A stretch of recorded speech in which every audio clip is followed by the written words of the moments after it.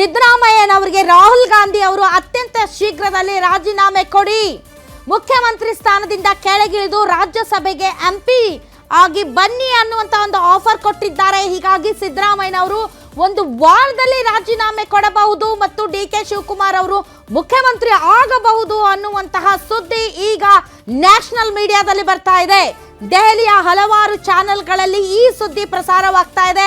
India today, NDTV ಅಂತ national ಚಾನೆಲ್ಗಳಲ್ಲಿ ಸಿದ್ದರಾಮಯ್ಯನವರು ರಾಜೀನಾಮೆ ಕೊಡೋದಕ್ಕೆ ರಾಹುಲ್ ಗಾಂಧಿ ಅವರು ಸೂಚನೆ ಕೊಟ್ಟಿದ್ದು, ಸಿದ್ದರಾಮಯ್ಯನವರು ಒಂದು ವಾರದಲ್ಲಿ ರಾಜೀನಾಮೆ ಕೊಡುವಂತಹ ಸಾಧ್ಯತೆ ಇದೆ ಮತ್ತು ಡಿ.ಕೆ. ಶಿವಕುಮಾರ್ ಅವರು ಮುಖ್ಯಮಂತ್ರಿ ಆಗ್ತಾರೆ ಅನ್ನುವಂತಹ ಸುದ್ದಿ ಬರ್ತಾ ಇದೆ.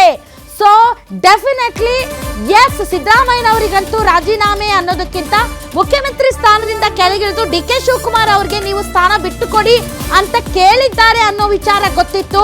ಆದರೆ ರಾಜೀನಾಮೆ ಇನ್ನೊಂದು ವಾರದಲ್ಲಿ ಕೊಡಬೇಕು ಅನ್ನುವಂತಹ ವಿಚಾರ, ಇದು ಲೇಟೆಸ್ಟ್ ಬ್ರೇಕಿಂಗ್ ನ್ಯೂಸ್.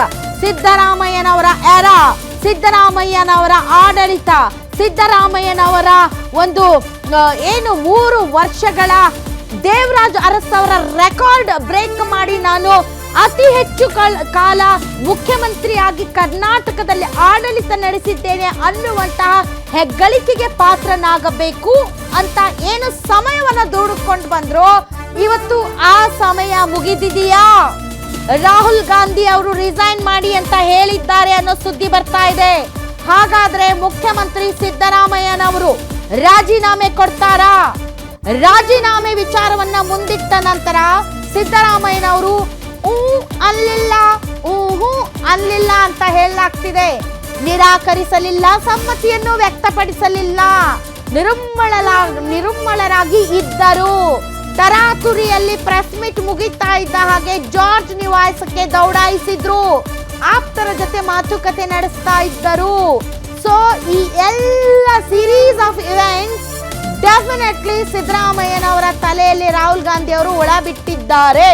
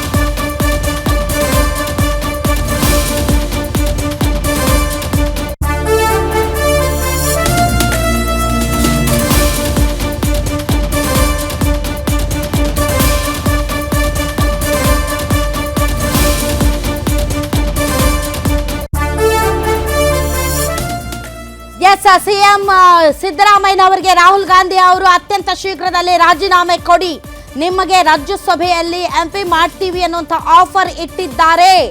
ಅದಕ್ಕೆ ಸಿದ್ದರಾಮಯ್ಯ ಅವರು ಅಸಮ್ಮತಿಯನ್ನು ವ್ಯಕ್ತಪಡಿಸಿಲ್ಲ, ಸಮ್ಮತಿಯನ್ನು ಕೂಡ ವ್ಯಕ್ತಪಡಿಸಿಲ್ಲ ಅಂತ ಹೇಳಲಾಗ್ತಾ ಇದೆ. ನ್ಯಾಷನಲ್ ಮೀಡಿಯಾದಲ್ಲಿ ಸಿದ್ದರಾಮಯ್ಯ ಅವರಿಗೆ ರಾಜೀನಾಮೆ ಕೊಡೋದಕ್ಕೆ ರಾಹುಲ್ ಗಾಂಧಿ ಅವರು ಸೂಚನೆಯನ್ನ ಕೊಟ್ಟಿದ್ದಾರೆ. ಅತ್ಯಂತ ಶೀಘ್ರದಲ್ಲಿ ಮುಖ್ಯಮಂತ್ರಿಯಾಗಿ ಡಿ.ಕೆ. ಶಿವಕುಮಾರ್ ಅವರು ಪ್ರಮಾಣ ವಚನ ಸ್ವೀಕರಿಸುತ್ತಾರೆ ಅನ್ನುವಂತಹ ಸುದ್ದಿ ಹರಿದಾಡ್ತಾ ಇದೆ. ಡೆಫಿನೆಟ್ಲಿ ಅಧಿಕಾರ ಹಸ್ತಾಂತರದ ವಿಚಾರವನ್ನ ಪ್ರಸ್ತಾಪಿಸಿರೋದಂತೂ ಖಚಿತ ಮತ್ತು ಖಂಡಿತ. ಅಧಿಕಾರ ಹಸ್ತಾಂತರ ಮಾಡಿ ಅಂತ ಸಿಎಂ ಸಿದ್ದರಾಮಯ್ಯ ಅವರಿಗೆ ರಾಹುಲ್ ಗಾಂಧಿ ಅವರು ಹೇಳಿದರು. ಈ ವಿಚಾರದಲ್ಲಿ ಯಾವುದೇ ರೀತಿಯಾದಂತಹ ಅನುಮಾನ ಇಲ್ಲ. ಆದರೆ ರಾಜೀನಾಮೆ ಯಾವಾಗ ಕೊಡ್ತೀರಿ ಅಂತ ಕೇಳಿದ್ದಾರೆ ಅನ್ನೋದೇ ಲೇಟೆಸ್ಟ್ ಬ್ರೇಕಿಂಗ್ ನ್ಯೂಸ್. ರಾಜೀನಾಮೆ ಕೊಡಿ, ಡಿ.ಕೆ. ಶಿವಕುಮಾರ್ ಅವರಿಗೆ ಸ್ಥಾನ ಬಿಟ್ಟು ಕೊಡಿ ಅಂತ ಹೇಳಿದ್ದಾರೆ ಅನ್ನೋದು ಇದೀಗ ಬರ್ತಾ ಇರುವಂತಹ ಬ್ರೇಕಿಂಗ್ ನ್ಯೂಸ್. ಹೈಕಮಾಂಡ್ ಕೊಟ್ಟಂತಹ ಆಫರ್ ಅನ್ನ ಸಿದ್ದರಾಮಯ್ಯ ಅವರು ಪುರಸ್ಕರಿಸಲಿಲ್ಲ ಅನ್ನುವಂತಹ ಸುದ್ದಿ ಬರ್ತಾ ಇದೆ. ಇದರ ಮುಂದುವರೆದ ಭಾಗವಾಗಿ ಮೋಸ್ಟ್ ಪ್ರಾಬಬ್ಲಿ ಡಿಸಿಎಂ ವಿಚಾರದಲ್ಲೂ ಕೂಡ ಕೆಲವೊಂದು ಮಾತುಕತೆ ಆಗಿದೆ ಅಂತ ಹೇಳಲಾಗ್ತಾ ಇದೆ. ಸಿದ್ದರಾಮಯ್ಯ ಅವರು ಮೊದಲೇ ನಡೆದಂತಹ ಮಾತುಕತೆಯ ಪ್ರಕಾರವಾಗಿ ಸ್ಥಾನವನ್ನ ಬಿಟ್ಟುಕೊಡ್ತಾರಾ ಅಥವಾ ಪಟ್ಟು ಹಿಡಿದು ಕುಳಿತುಕೊಳ್ಳುತ್ತಾರಾ, ರಾಜೀನಾಮೆ ಕೊಡ್ತಾರಾ, ಡಿ.ಕೆ. ಶಿವಕುಮಾರ್ ಅವರ ಒಂದು ಹಾದಿಯನ್ನ ಸುಗಮ ಮಾಡ್ತಾರಾ ಅಥವಾ ಇದನ್ನ ಜಟಿಲ ಸಮಸ್ಯೆಯಾಗಿ ಅದನ್ನ ಹಾಗೆಯೇ ಮುಂದುವರಿಸಿಕೊಂಡು ಹೋಗ್ತಾರಾ? ಪ್ರಶ್ನೆ ಬಹಳಷ್ಟಿವೆ. ಆದರೆ ರಾಹುಲ್ ಗಾಂಧಿ ಅವರು ಕ್ಲಾರಿಟಿ ಕೊಟ್ಟಿದ್ದಾರೆ. ಏನು ಅಂತಂದರೆ ಹೈಕಮಾಂಡ್ ಬದಲಾವಣೆಗೆ ರೆಡಿಯಾಗಿದೆ, ಹೈಕಮಾಂಡ್ ಮುಖ್ಯಮಂತ್ರಿ ಬದಲಾವಣೆಗೆ ರೆಡಿ ಆಗಿದೆ ಅನ್ನೋದು ಲೇಟೆಸ್ಟ್ ಮಾಹಿತಿ.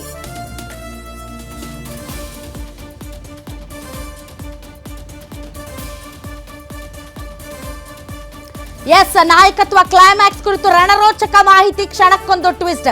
ನಾಯಕತ್ವ ಬದಲಾವಣೆ ಇಲ್ಲ ಅನ್ನೋದು ಇತ್ತು ಸುದ್ದಿ, ಆದ್ರೆ ಇದ್ದಕ್ಕಿದ್ದಂತೆ ಇಲ್ಲ. High command is ready. ಹೈಕಮಾಂಡ್ ಈಗ ಮುಖ್ಯಮಂತ್ರಿ ಸ್ಥಾನ ಬದಲಾವಣೆಗೆ ರೆಡಿ ಇದೆ. ಈಗಾಗಲೇ ಸಿದ್ದರಾಮಯ್ಯ ಅವರ ಜೊತೆ ಮಾತಾಡಿದೆ. ರಾಜೀನಾಮೆ ಕೊಡಿ, ಡಿ.ಕೆ. ಶಿವಕುಮಾರ್ ಅವರಿಗೆ ಪದವಿಯನ್ನ ಬಿಟ್ಟು ಕೊಡಿ ಅಂತ ಹೇಳಿದ್ದಾರೆ ಅನ್ನೋದು ಸಿಗ್ತಾ ಇರುವಂತಹ ಮಾಹಿತಿ. ಈ ಮಾಹಿತಿ ನಿಜವೇ ಆದರೆ ಡಿ.ಕೆ. ಶಿವಕುಮಾರ್ ಅವರ ಕನಸು ನನಸಾಗುವ ಸಮಯ ಹತ್ತಿರ ಬಂದಿದೆ. ನ್ಯಾಷನಲ್ ಮೀಡಿಯಾದಲ್ಲಿ ಈ ಸುದ್ದಿ ಓಡಾಡ್ತಾ ಇದೆ. ಈ ಬಗ್ಗೆ ಇನ್ನಷ್ಟು ಡೀಟೇಲ್ಸ್, ಬಹಳಷ್ಟು ಬೆಳವಣಿಗೆಗಳು ನಡೀತಾ ಇದೆ ವೀಕ್ಷಕರೇ, ಬಹಳ ಬೆಳವಣಿಗೆಗಳು ನಡೀತಾ ಇದೆ.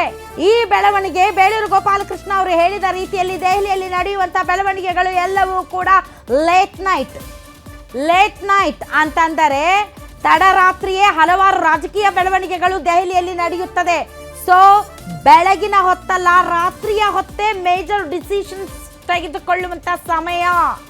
ಇನ್ನು ಮೇಲೆ ಡೆವಲಪ್ಮೆಂಟ್ ಸ್ಟಾರ್ಟ್ ಆಗುತ್ತೆ.